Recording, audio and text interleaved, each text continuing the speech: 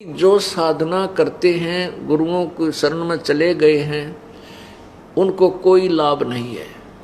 उनके किसी भी कर्म कर्तव्य व्यवहार में परिवर्तन नहीं है।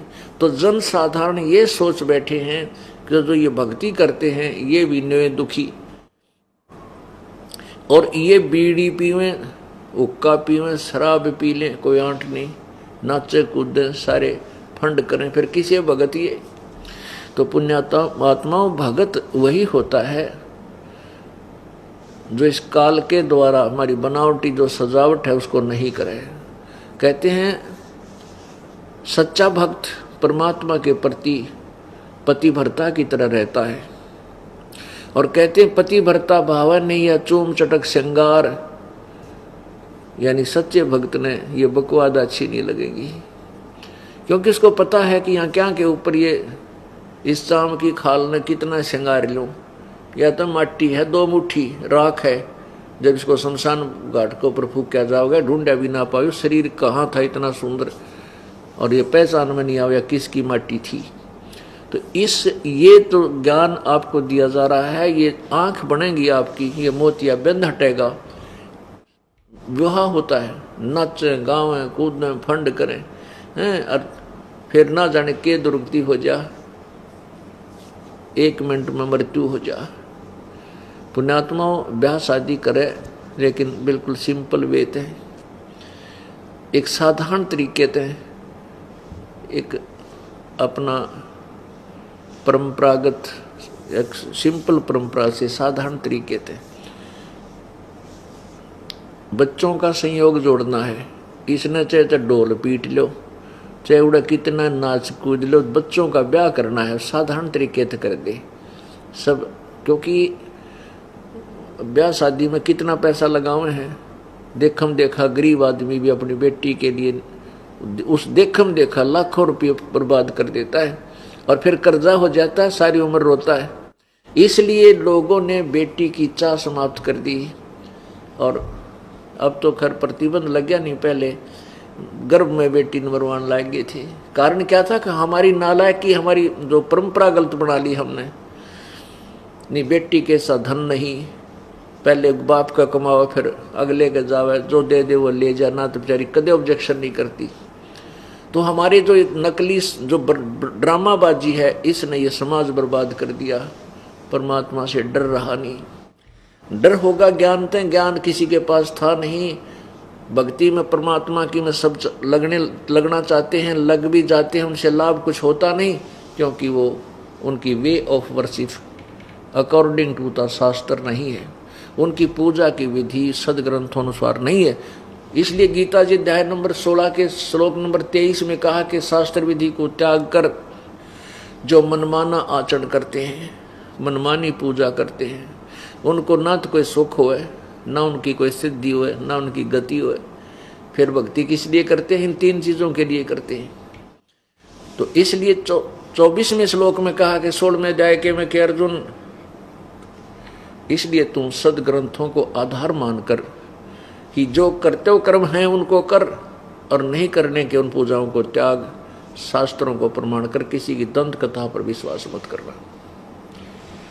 तो अभी तक हमारे संतों ने, गुरुओं ने, ऋषि और महर्षियों ने दंत कथा सुना रखी थी हमारे को शास्त्रों का ज्ञान नहीं दिया।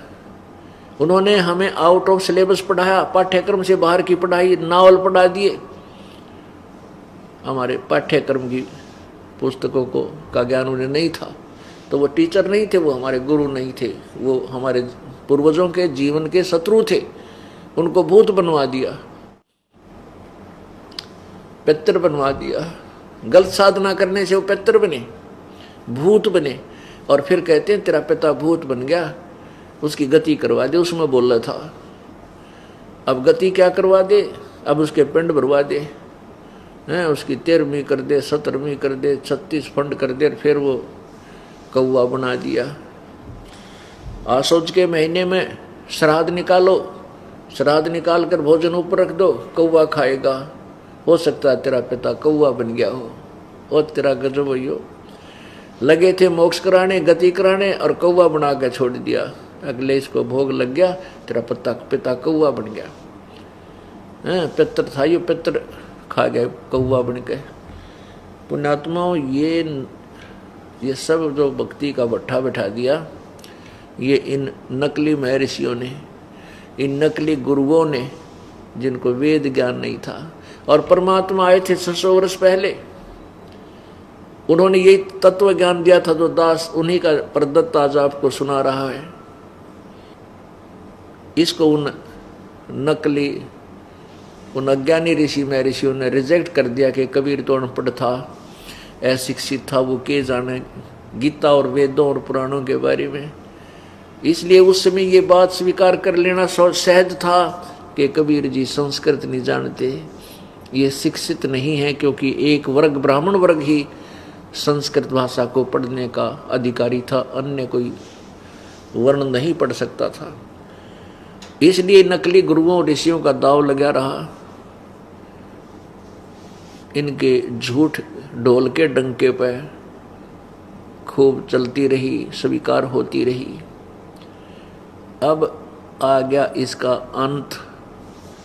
अब इन सब नकलियों के ज्ञान की खाल उतरेगी और ये खड़े खड़े देखेंगे। ये नो नहीं कह सकते, हमने ऐसा नहीं कहा, क्योंकि उनकी बुक मेरे पास लिखी हुई है। उनके द्वारा दिया हुआ ज्ञान, उनके द्वारा दिया हुआ नाम सबके पास उपलब्ध है, और वो सब का सब शास्त्र के विपरीत है। शास्त्र के विरुद्ध जो साधना है वो बिल्कुल व्यर्थ है, जीवन बर्बाद हो जाएगा। प्राणियों, बार बार सूत नहीं, ये अवसर नहीं मिलता मानुष जीवन मिलन का। तो अब ये कुछ दिनों में जब मानव जाग जाएगा, मानव समाज में ये क्रांति आवेगी भक्ति की एकदम, इन झूठे गुरुओं को कहीं छुपने का ठिकाना नहीं मिलेगा।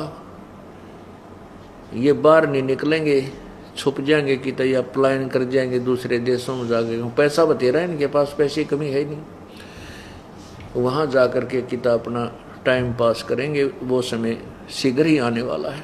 या तो ये सरेंडर कर देंगे, अपना कल्याण करवा लेंगे, मोक्ष प्राप्त कर लेंगे इस दास के पास आकर, नहीं तो इस मानव समाज इनको धिक्कारेगा, थूकेगा कि तुमने के मिल गया नालायको, इतनी जनता का जीवन बर्बाद करके।